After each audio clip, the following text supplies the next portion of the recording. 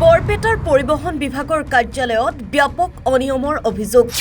কৰ্মৰত অধিকাংশ কৰ্মচাৰী উপস্থিত নাথাকে কাৰ্যালয়ত।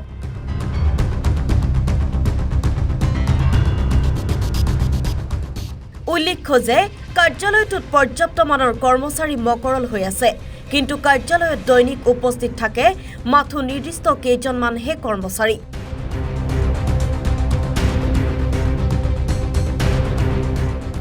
প্ৰায় বন্ধ হৈ থাকে বিষয়াৰ কোঠা।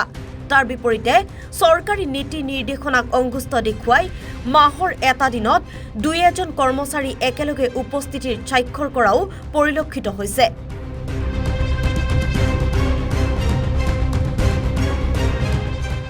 অভিযোগ অনুসৰি শাখা বিষয়া দীপক শৰ্মাৰ অধীনত থকা কেইবাটাও পাৰঘাটৰ কৰ্মচাৰীয়ে নিয়ৰীয়াকৈ দায়িত্ব পালন নকৰে।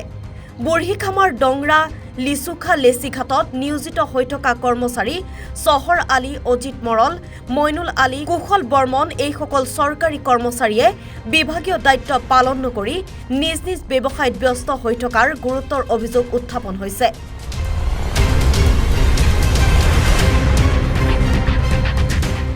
এই ক্ষেত্ৰত শাখা বিষয়াগৰাকীয়ে সকলো জানিও নীৰৱ ভূমিকা পালন কৰা পৰিলক্ষিত হৈছে।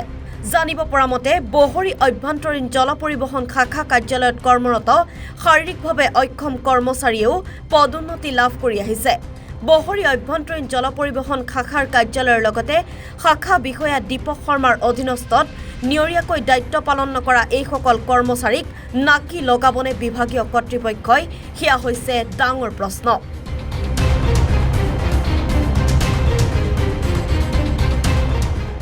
ইফালে বহৰী পাৰঘাটত চৰকাৰী নিৰ্দেশনাক অংগুষ্ট দেখুৱাই অধিক মুনাফাৰ লোভত ৩০জন কেপাচিটি থকা নাৱত যাত্ৰী উঠাই ১০০ৰো অধিক যাত্ৰী। লাইফ জেকেট অবিহনে এটা যন্ত্ৰৰে চলি আছে যন্ত্ৰচালিত নাও, নাই কোনো নথিপত্ৰ। এই ক্ষেত্ৰত নিৰ্বিকাৰ হৈ আছে প্ৰশাসন।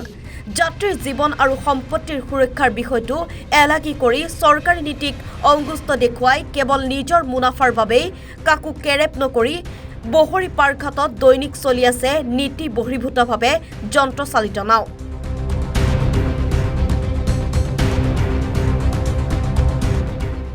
জল পৰিবহণ বিভাগৰ কৰ্মচাৰীৰ চকুৰ আগৰেই দৈনিক আহ-যাহ কৰে এই নাওসমূহ।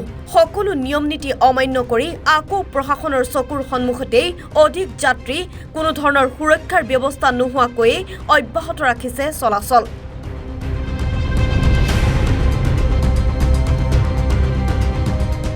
বৰ্তমান নাই, এইদিন অহা নাই। তেওঁৰ ঘাট মানে ৫টা-৬টা বুলি শুনছোঁ। তেওঁ প্ৰত্যেক ঘাটতে যায় আৰু ইয়াতে মাজে মাজে আহে, কাম থাকিলে তেওঁ আহে আৰু মাজতে মানে ১০-১৫ দিনৰ মূৰতো আহে আৰু সপ্তাহতো আহে আৰু কেতিয়াবা ২ দিন অকলেও আহে। তেওঁ সেনেকৈ ডিউটিত থাকে, গতিকে ইয়াতে অহাটো অলপ কম। আৰু যিগৰাকী আছে তেওঁ আহি থাকে, এদিন হ'লেও বা আহিয়ে থাকে। তেওঁ এতিয়া আমি যোৱা মাহৰ কথা কৈছোঁ, বৰ্তমান চলি থকা মাহৰ কথা কৈছোঁ। তেওঁৰ ঘৈণীয়েকৰ অসুখ, মিছেছৰ মেডিকেলত আছে, নলবাৰীত আছে, গুৱাহাটীতো এনেকৈ পলিক্লিনিক মানে তেওঁ চিকিৎসা কৰি আছে। তেওঁ ২ তাৰিখে আহি ইয়াতে ১৫ তাৰিখে আহিল। ১৫ তাৰিখে আহি কিন্তু আমাক ইয়াৰ আগতে তেওঁ আমাক কোনো ইনফৰমেশ্যন দিয়া নাই যে মোৰ মিছেছৰ অসুখ, আপোনালোকৰ পৰা মই ছুটি ল'লোঁ, আপোনালোকে অলপ ঘাটটো চাব। এই বিষয়ে আমাৰ লগত তেওঁ আলোচনা হোৱা নাই।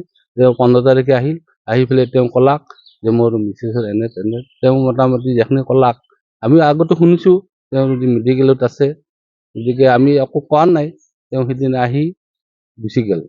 তাৰপিছত মোক ক'লাক, বায়ন আপুনি চাব, মই 4 দিন নাহোঁ। 15 তাৰিখত কথাটো কৈছোঁ। 15 তাৰিখৰ পৰা 4 দিন ক'লাক। মই ষ্টাফক ক'লোঁ যে তেওঁ কৈলাশ নাথ তেওঁৰ নাম, তেওঁ 4 দিন ছুটি লৈছে। ছুটি মানে কৈছে আৰু যে আপোনালোকে চাব, মোক ক'লাক। মই ষ্টাফকো ক'লোঁ, এতিয়া ষ্টাফেও শুনলাক এইখিনি কথা।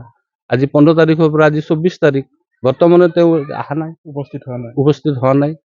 আৰু কোনে মাৰে?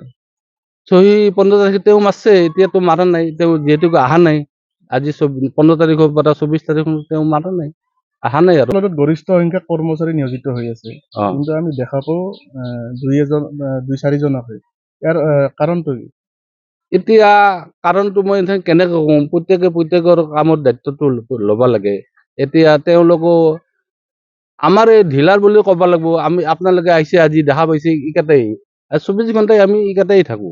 এই মানুহকেইটা আপোনালোকে হয়তো কেমেৰাটো ঘূৰাই দিয়ক, দেখা পাব। গতিকে আৰু বেছিকে ক'লেও আজিকালি তই কোনি, তইতো মোৰ অফিচাৰ নহয়, মইতো তোমাক ক'ম, তোমালোকৰ তই এটা অমুক, ময়ো এটা অমুক।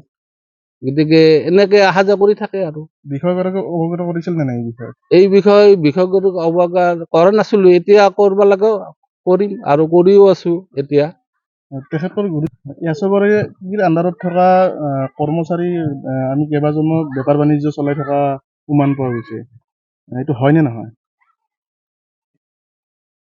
আমিওতো দেখো এতিয়া তেওঁলোকৰ পৰা কেনেকে কি লগত কথা বাৰ্তা, সেইটোতো আমি কিন্তু আমাৰ বহৰী এই ঘাটত নাই। অন্য ক্ষেত্ৰত আমি দেখছো, শুনছো, আৰু আমাৰ একে ৰেংকৰ লৰাইও মানে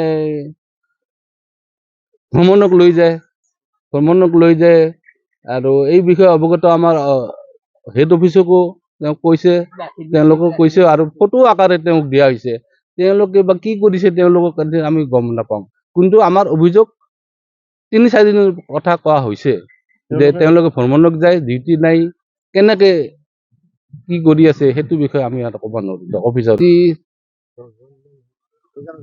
11 জন, এজন মানুহ ছুটী লৈ গৈছে। মুঠ 100 বাদ দি আমি 25 জন। 25 জনৰ 11 জন উপস্থিত থাকে, বাদ বাকী কেইজন নাথাকে। আৰু 3 জন আমাৰ চাইড আছে, এই আলিকাষ, বহৰী, সোণতলী এনেকে চাইড আছে। সিপাৰে 3 জন আছে আৰু ইয়াতে আমি গোটেই মাহে ইয়াতে থাকো। 22 ক'ব গ'লে 50% কৰ্মচাৰী উপস্থিত থাকে সদায়, 50% নাথাকা বুলি আপোনালোকে নিজেই দেখা পাইছে। এতিয়া পৰিলক্ষিত হৈছে। মই বেছিকৈ নকওঁ, বেছিকৈ ক'লে ক'ব তুমি কিয় ক'লা।